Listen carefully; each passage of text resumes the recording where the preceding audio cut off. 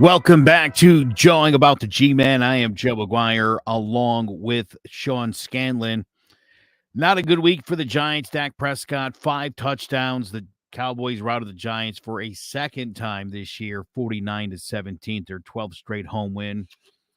Giants got crushed 40-0 in the season opener. That 72-point margin was the largest in a sweep of an NFC East opponent since they beat Philadelphia by 66 points in 1969. Meanwhile, the Giants outgained 368-27 with Tommy DeVito running the show. About what we expected. Yeah, so that's not good, right? No, terrible. Yeah. I mean, this Giants team is awful, Sean. They're not good. It's not fun to watch. I said it last week, but there are just so many better games on. And but I'm a sicko. I'm a Giants fan, unfortunately, stuck with them for life. So it's another long season that you got to sit through. Really, at this point, you're just hoping for some of the young players to watch some progress from them. Some players on the defense like Deontay Banks, Kayvon, hoping that Dexter is still playing well. But yeah, I mean, this offense can't do anything. It's similar to what happened at the end of 2021. When Daniel Jones got hurt, when we were watching Jake Fromm and Mike Glennon, the end of the Joe Judge era, which just wasn't great. So, really just looking for development out of the young players. I really don't think there's a chance that we're going to win another game this year. I'd be shocked if we do, even with the schedule being pretty light. Giants fans just got to hang in there tough, try and hope for a number 1 or number 2 pick, which I think won't be hard to do. I think we have a good shot at the number 1 pick. I think that the Panthers have a better shot of winning games down the stretch than we do with the offense that we have in place right now. Yeah, it would almost be unfortunate, I think, at this point, if the Giants ran into a win. But yeah, it's extremely difficult at this point. This offense is tough to watch. It's just not enjoyable. And you sort of feel bad for the defense. I mean, they're just always on the field. They're never in a good place. On the bright side, I mean, there has been, I think, some player development. I mean, I think Deontay Banks is fantastic. I think this is going to be a guy who's going to be a difference maker for this defense for a long time. Thibodeau has really come on and hasn't quite lived up to what he's supposed to be, but we're starting to see more and more glimpses of it. But, going into this season, I think we felt like the Giants had sort of closed the gap a little bit. Talent-wise, not even close. Especially when you look at them compared to the Cowboys and the Eagles. Yeah, they're in a complete other class. We probably took a step back from last season, honestly. I mean, at least the Cowboys games last year, we lost both, but they're at least competitive in both of those games. We had a lead late in the fourth quarter in that first game last year, and then Thanksgiving, we were in it up until the fourth quarter, and the Eagles blew us out. But it's not going to be pretty when we play the Eagles late in December too. Hopefully by week 18, the last game we play them, they're sitting everyone, which will still probably get blown out by 20 by their backups. But yeah, I mean, you said it. It's about these young guys, and it's not even just those high draft picks like Banks and Thibodeau. There's some other good young players that got drafted a little bit later that have been shown signs of promise. Guys like Micah McFadden, who's really stepped up this year. Inside line, he's the MVP of this defense. Yeah, him and Okereke are really great. Yeah, he's been great all year. Even early in the year when Okereke wasn't doing jack, McFadden was making. I remember in the 49ers game, it was like, dude, how good is this guy? And how come he didn't get any kind of love? But he's been, I think, their most consistent player all year. Definitely. And inside linebacker has been a question for this team for probably a decade now. And finally, I mean, we paid big money to bring Okereke in. He's been really solid. And then Micah McFadden, who we got in the 5th round, I believe, to find a guy like that in day 3, who I think could be a piece here for a long time, is definitely huge. And then you got other guys like Cordell Flott, who's been a little bit up and down, but for a 3rd round pick, he can definitely be your slot corner for years to come. Jason Pinnock, who we claimed off waivers from the Jets, didn't even have to give up any compensation to get him. He's been really solid. I think that he could be a safety here for a long time, especially with I don't think Xavier McKinney's coming back after just some of the comments he's made this year about Wink Martindale, not, speaking to the media after games and his play. I mean, he's been fine, but it's nothing like he has been in the past couple of years. So I think Pinnock's another guy that you can keep. So that's all we have to sell ourselves on right now, really. You know what kills me too? Like, and this has sort of been the way of the Giants. I think I told you this was like 2 years ago. I had, I'm a card collector. And so I went and I picked up Odell Beckham. This is literally like days before the trade. Daniel Jones, Saquon Barkley, Xavier McKinney. No, McKinney wasn't there yet. Collins. What was the safety? Landon Collins. And I thought to myself, these guys are going to be here for a million years.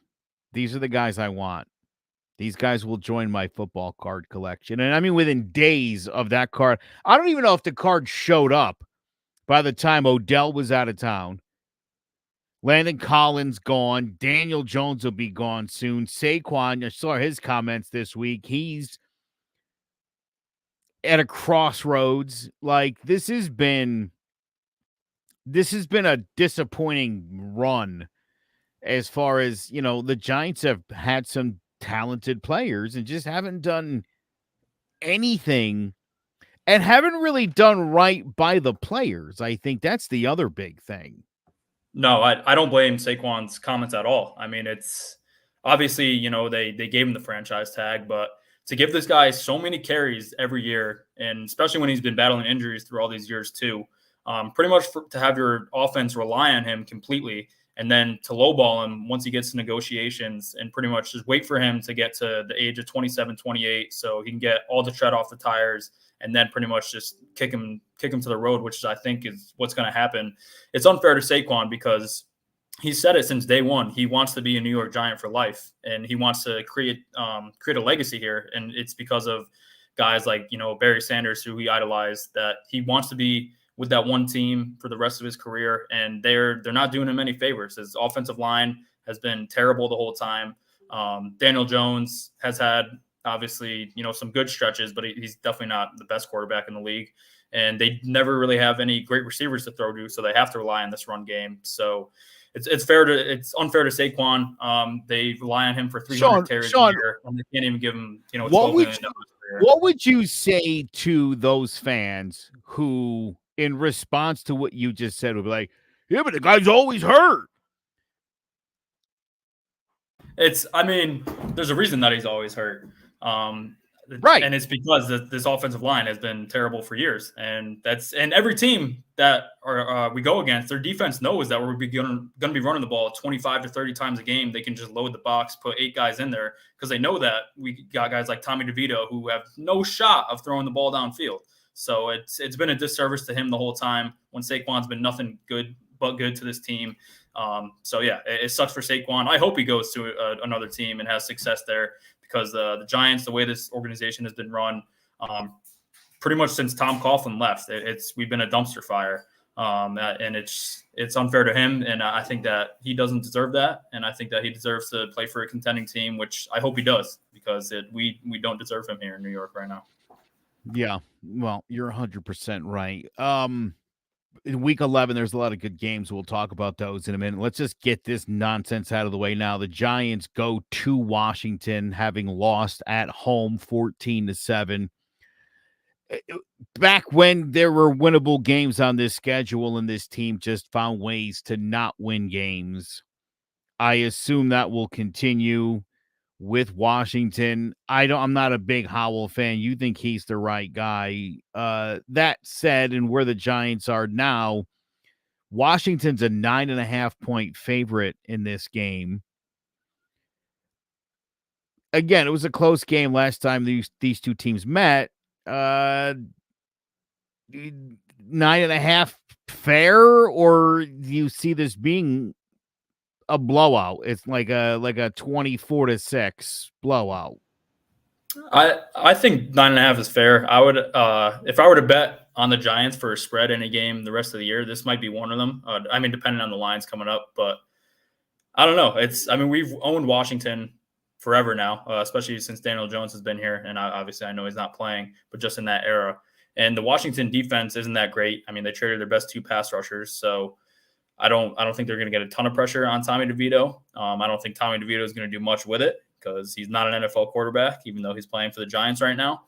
But I think 9.5 is definitely doable to cover for the Giants because I think this defense, even though they've had a couple rough games, I mean they're being asked to be on the field the whole time, so it's not really advantageous to them.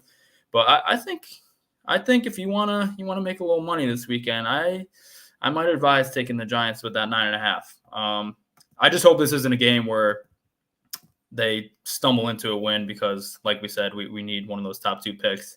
And knowing Washington and the history with them, I could see it happening, but this team is just so void of talent, especially on offense, that I don't think they'll come away with a win. But I think this will be one of those manageable games for the rest of the season where you'll say, okay, we're not getting blown out by 3 touchdowns. So that's it. It sucks. It definitely loser talk to even say that, but to even be within 10 points is a win for the Giants at this point down the stretch.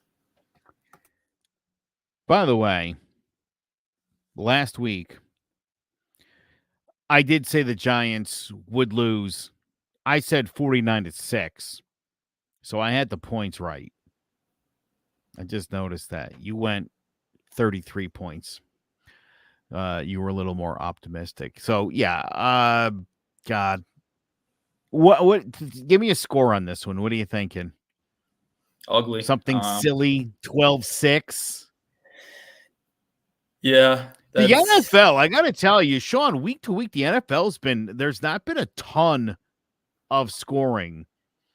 And I feel like I've seen 21-17. I feel like that is like a pretty consistent score around the league every week. Yeah, scoring's been down this year. I think the most in like 20 years. So it's definitely been a weird year in terms of that. But yeah, this is going to be an ugly score.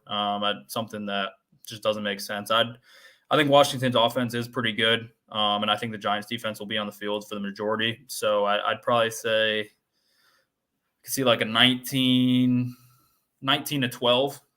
So the Giants cover, weird score, but they end up losing. Nice. That's something weird like that's going to happen. So yeah, I like that actually. 19-12. I like that too. Baltimore did beat Cincinnati 34-20 on Thursday Night Football. The big news there was that not only was there a Joe Burrow injury pregame, there was a Joe Burrow injury mid-game, and he's out for the season now.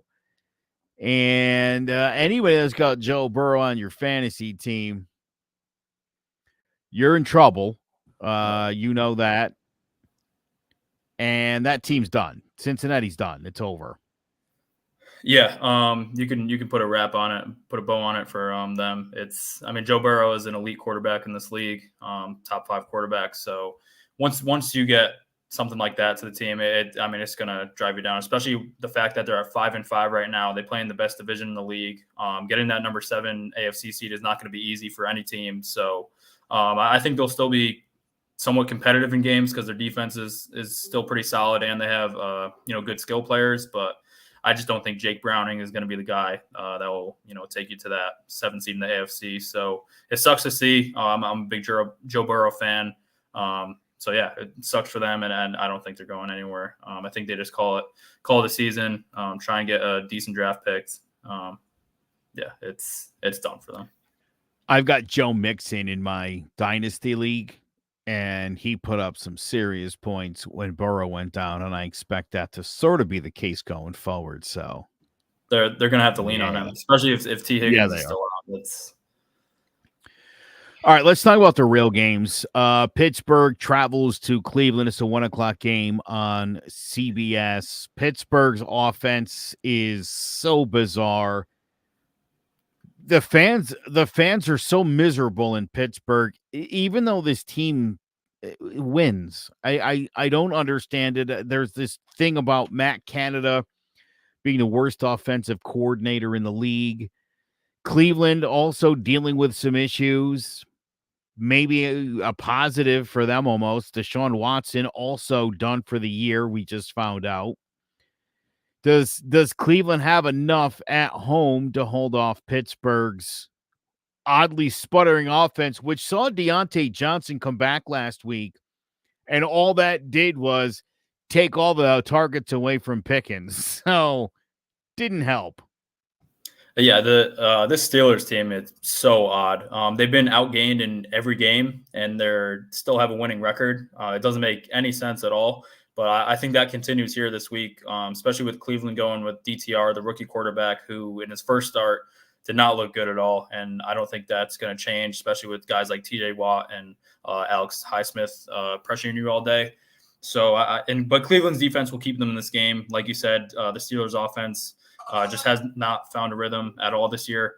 So I think it will be a pretty low-scoring game, but I think that Pittsburgh finds a way to win on the road. Probably like a 17-13, something like that. I think Cleveland's defense will keep them in because they're really good, but Pittsburgh is going to find a way again. I like it. Yeah, I got Pittsburgh 16-10. That feels right. All right, Chicago at Detroit. This is the 1 o'clock game on Fox.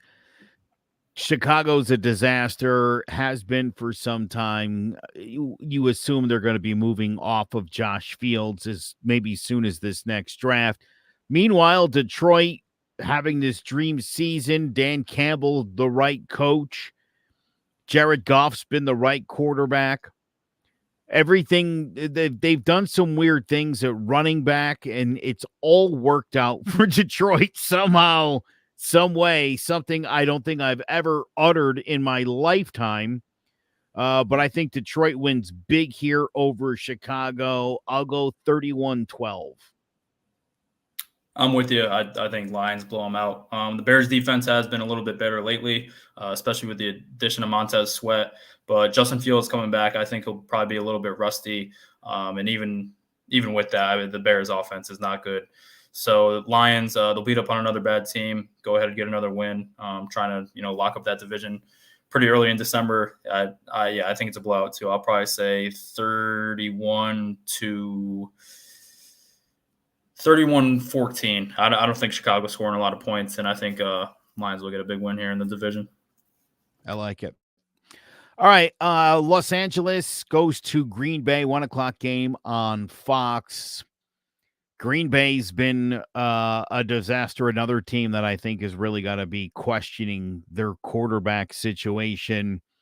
Jordan Love looked good pretty early on of the season, has not played great of late.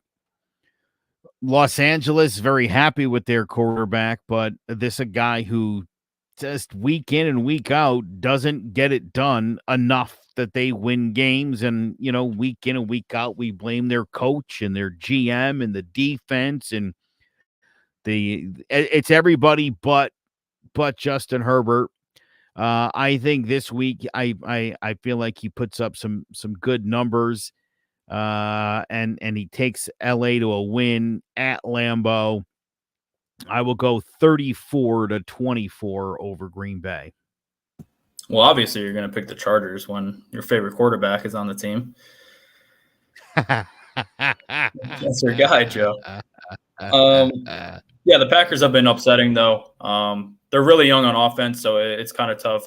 I know Jordan Love's been there for a couple years now, but his first full season starting, all their receivers are in their second year or younger, so they have a lot of youth, and their defense has not been, what they should be, especially with all the money that they put into that. But with that being said, the Chargers just find weird ways to lose these games. So I'm going to go with the Packers here at Lambeau. Only reason is, tough to play at Lambeau. It's been fair. It's been put out there, and then the Chargers, like I said, they have so much talent every year in, year out, but they just find ways to lose these games and upset their fan base. So I think it will be relatively close. I actually see a good amount of points in this game. I'll probably go 28 24. I think the Packers hold them off late, and I think they get another win under Jordan Love's belt. I love it. All right. Las Vegas visits Miami, 1:00 game on CBS. Miami's rolling. Vegas is in another bad spot. I mean, every year it seems like these poor Raiders can't get it together. I'm going to go with Miami in this one. I'll say 48-13 feels about right. Miami's healthy. Jaden Waddle's back. Arcane comes back this week. I feel like Miami, Mozart, Tyreek Hill, there's so many weapons on this team. They'll get to the end zone quite often against LA or LV. There you go. Yeah, the Antonio Pierce story was cool through 2 weeks. Nice to see an interim coach go in there, especially when he's a former Giant. But they're running into a buzzsaw this week. They got to play against Zach Wilson and Tommy DeVito, so tough to lose 2 of those games. But yeah, it ends this week. The Dolphins beat up on bad teams. They can't really beat the good teams, but they will beat up on the bad teams. So I agree. I think they blow them out here at home. I'll go 42-16. I think this one's going to get pretty ugly very quickly. Especially like you said with Devon Achane coming back. That's just another element to this Miami offense that we saw when he was healthy. They're just almost impossible to guard with all that speed in the field. So Vegas isn't going to be able to keep up, and this one's going to get pretty ugly, I would say.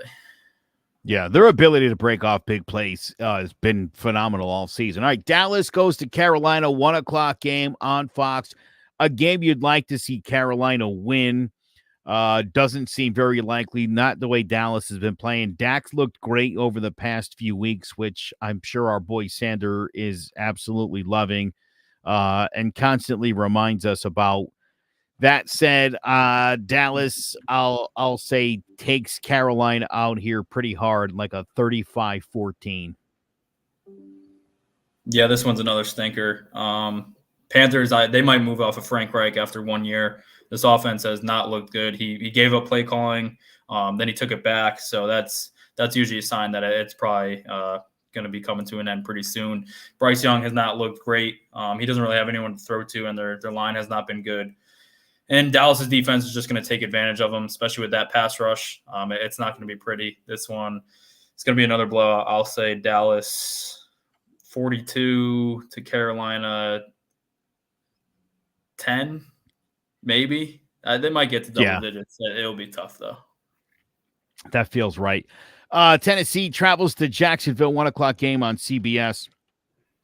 Jacksonville's been an odd team. Trevor Lawrence at times has looked great this year. Earlier in the year, looked like he was kind of putting it all together. Hasn't been too great of late. Tennessee, unfortunately, can't really seem to get things going. I know people are excited about Will Levi, but I feel like Jacksonville here at home takes this one 20-13. Yeah, I feel like AFC South games are always close. It doesn't matter how good or bad our team is. I feel like they usually play each other pretty tough. And yeah, like you said, Will Levis came out blazing in that first start, throwing for 4 touchdowns, kind of has regressed since then. And this Jaguars defense has been playing, pretty well all year long. A lot of people thought that it would be the offense carrying this team, but they've been fine. But I think the defense has, outperformed their expectations. And I think after getting the crap kicked out of them by the Niners, I think Jacksonville will bounce back. But I do think it'll be relatively close. I'd probably say 23-13. I say Jacksonville probably pulls away late in the fourth quarter. All right, I like it. Arizona at Houston, 1:00 game. Kyler Murray came back last week, pulled out a victory.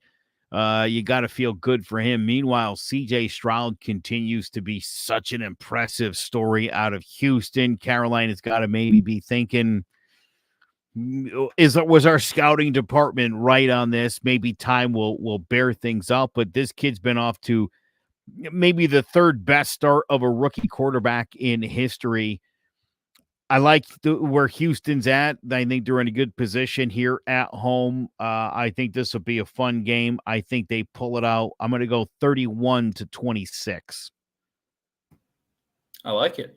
Yeah, if you were to look at this game before the season, you would say, "Oh God, nobody wants to watch this." But now it's probably one of the better games of the week, especially with Kyler Murray coming back, looking really good last week. The Texans have probably been the biggest surprise so far this season, especially with the way C.J. Stroud has been playing. That defense has also been playing pretty well too. So I think this is a pretty close game. I think Kyler Murray keeps them in it, but I do think that C.J. Stroud, just his clutch ability, we saw it 2 weeks ago against the Bucs, not getting phased at all, even as being a rookie. I think he's going to win this game late. So I expect a lot of points out of this one too. I'll go ahead and say 37-34. I think that Texans get a late field goal, but I expect a lot of points out of this one. Should be a fun watch. Sean, we both mentioned C.J. Stroud. You really talked about their defense. Will Anderson, by the way, the number 3 pick, who they grabbed right after they got C.J. Stroud's been phenomenal this year too. You look at some of the teams that have had a couple of first-round picks, haven't necessarily picked all the right people. The Giants a couple of years ago had that same situation. This team in 2 picks basically turned their offense and defense like to another level. You don't see that a lot. Definitely not, and it's definitely on this front office that they've done a great job, scouting department too. It looked like it was a disaster after the Deshaun Watson situation, but they got a lot of assets back for him, and they were never going to win a Super Bowl with Deshaun Watson. So to be able to get those many assets back, they didn't have to trade up this year to go get C.J. Stroud because Bryce Young got taken first, and then they make that move for Will Anderson. And then DeMeco Ryans he has to be one of the favorites for Coach of the Year right now, to be able to turn this franchise, who over the last 2 or 3 years has been at the very bottom of the NFL, to make this turnaround is super impressive. And I don't think this is just a fluke either. I think that they're going to be here for a while, especially with C.J. Stroud. I'm sure that they have a lot of cap money. They don't have a lot of players that are, taking up a lot of money. So I think they could definitely win with C.J. Stroud on his rookie contract. And they might have a chance to make the playoffs this year. I'm pretty sure right now they're the 7 seed. And the way that this team's been playing, it wouldn't shock me at all if they sneak their way into the playoffs. Yeah, been a pretty exciting season so far and a rejuvenation in Houston. Now, Tampa Bay goes to San Francisco, 4:00 game on Fox. Tampa is oddly competitive week in and week out. Baker Mayfield's, I think, fighting for his career at this point. San Francisco got things kind of back on track. Deebo Samuel came back. Purdy played a lot better. When Purdy's got all the weapons, he's pretty good. When he's got some guys banged up, not so good. Defense, obviously, still top caliber. I think San Francisco is going to struggle in this one, as they tend to. I do think they'll pull it out late. I'm going to say San Francisco 21, Tampa Bay 18. All right. I think that San Fran's going to carry the momentum that they had last week in that win against the Jags, and just carry it over to this game against the Bucs. I don't think the Bucs are really that good. They have been somewhat competitive. I'll give them that. Their defense still has some core players from that Super Bowl run a couple years ago, but Baker's not the guy. Like you said, he's definitely battling for keeping that starting job in the NFL. I think he could be a backup for a couple more years after this, but I think at this point it's proven that his NFL career is not going too much longer. But yeah, once you have Trent Williams back for the Niners, the best left tackle in the league, Deebo Samuel, one of the most versatile pieces in the league on offense, it's a whole different offense, and you can see that. Like you said, Brock Purdy looks like a different quarterback. So I just don't think the Bucs are that good. I think the Niners at full health are definitely in that elite tier in the NFL. So, and especially at home, I think they win this one big. I'll probably say 31-16 sounds right to me. Something like that. I could see that. Yeah. The Jets go to Buffalo, 4:25 on CBS. The Jets. I've watched so many Jets games this year for no reason. I don't know why I do it to myself. Maybe I just want to see if I could watch worse football than the Giants. That defense is so good. when he's throwing the ball to Garrett Wilson, good things tend to happen. It's a matter of getting it to him. Shockingly, they cut Michael Carter this week after a player-only meeting. I've seen Michael Carter in big situations. He's a great dump guy. He's got good hands. He can make some things happen. It was shocking to see them move off of him, but they are pretty loaded at that running back spot. It would be nice to see Dalvin Cook get some freaking carries. Meanwhile, Buffalo, goodness gracious, just lost a terrible game to Denver.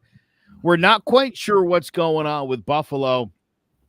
I thought last year when they blew it, I said the dynasty was over. And at 5-5, man, it seems more and more, Shawnee, like that window may have really shut on Buffalo. There's so many good teams right now in the AFC, and they're not playing well. It's not to say they can't turn it around. I do think they'll win this game. I think it'll be a very competitive game. I think, unfortunately, the Jets probably won't be able to score enough points. It's why I'm going to take I'm going to take the Bills, mind you, 19-13 in this game. You're giving the Jets 13 points? I am. The defense will score. Yeah, probably a scooping score for Quinn Williams. That's the only chance. But that's about it. You said it. It's just been a disaster for the Bills this year. It does look like that window has closed. And Josh Allen, obviously, still very young, but just these turnovers are killing this team. That's pretty much the single-handedly the reason they lost on Monday night to the Broncos, and they still had a chance to win at the end. But the turnovers are killing them. The defense has, lost a lot of players to injuries, and it just does not look pretty. They're sitting outside looking in right now in the playoff picture.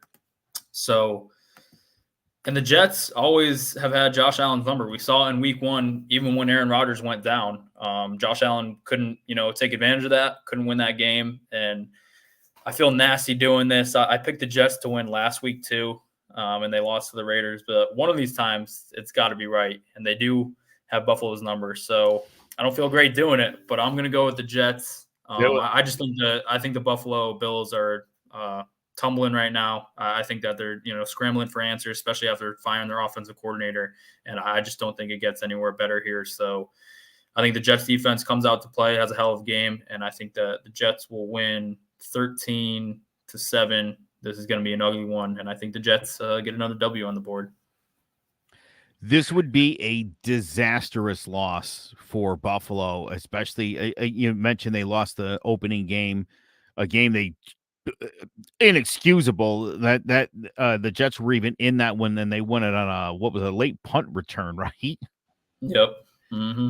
Yeah. So we'll see. I like that though. You never know. So, this NFL season's been so weird. Seattle and LA playing 4:25. That's a CBS game. I'm confused because I thought LA was playing Green Bay. Is this the Rams? This is the Rams. That's why. Okay. Too many LA teams. I forget. I'm sorry. Excuse my brain part there. Yeah, I forgot there are two LA teams. I was like, wait a minute. Yeah. All right. The Rams have been playing a lot better since Cooper Kupp came back. Seattle is not that great. They're a good team. They do find ways to I'm going to just do it. I'm going to just say the Rams, I think, win this game. I'm going to go 24-19. Yeah, you can tell by the way you started that you wanted to do it, and I'm glad you did. Yeah, thank you. I mean, the Rams beat them in week one in Seattle, which was pretty shocking. And I agree with your assessment on Seattle. I think that they're a good team, but I don't think they're a great team. So I think that they go into LA this week and win the game. I think that Geno Smith has looked pretty good the last couple of weeks. This receiving core is one of the best in the league, and this defense does enough to keep him in games. And it's Matthew Stafford's first game back from injury. I don't know how great he'll look, especially him being a lot older now, coming off injury. So I think it'll be pretty competitive game, but I think that the Seahawks are going to pull this one out. I'd probably say 28-20. I think it will be relatively close, but I think Seattle is just better than LA, and they'll get this win on the road. All right, good. Minnesota and Denver. Man, Minnesota, it looked like it was all over for these guys.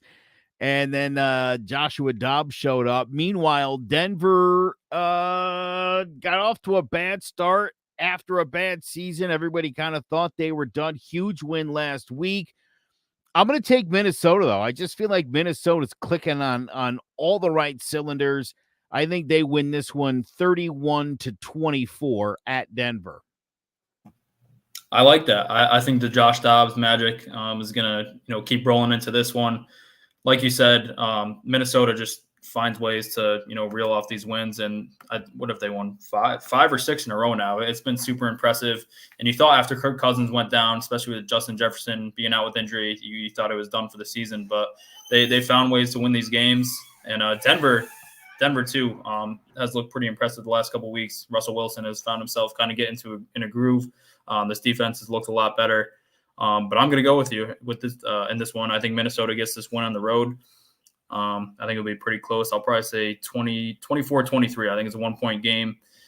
And this is another one. If you were to look at this game a couple weeks ago, you're like, oh, God, they got to flex this one out of Sunday night. But now this might be one of the better games of the week. And I think it will be pretty entertaining. But Josh Dobbs and his alopecia is going to keep it going in Denver.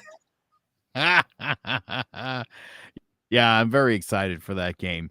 The Monday night game very well could be Super Bowl preview. The Kelsey brothers currently have the #1 song on iTunes, thanks to Taylor Swift, who, Sean, before we get into the game, let's talk about more. I think it's fair to say at this point that Taylor Swift has put a guy who was on the map, and his brother too. Again, pretty well-known guys, very successful football players, beloved in the cities that they play in. A great story, the whole thing with their mom last year, the Super Bowl. These two guys are blowing up in a huge way because of Taylor Swift. Yeah, these two no-names, if it weren't for Taylor Swift, who would know about these guys? You know what I mean? But Sean, until that song went to #1, that's what I had to say. Like, all right, Taylor Swift, they got a song #1 on the iTunes charts. That's the Taylor Swift effect. Gotta be. Their podcast is at the top of the charts too right now. It's that Taylor Swift bump, and I know that Roger Goodell is loving all those Swifties, bringing in extra money, extra revenue for him watching these games that otherwise they would have no chance of watching. So yeah, it's Taylor Swift. Thank you for. I should say thank you. Roger Goodell would be saying thank you because he's brought in all this extra money, which we know old Roger loves. And yeah, Taylor Swift. What would football be without Taylor Swift? Sometimes you got to ask the important questions here. Look what she's done for this beautiful game that we love.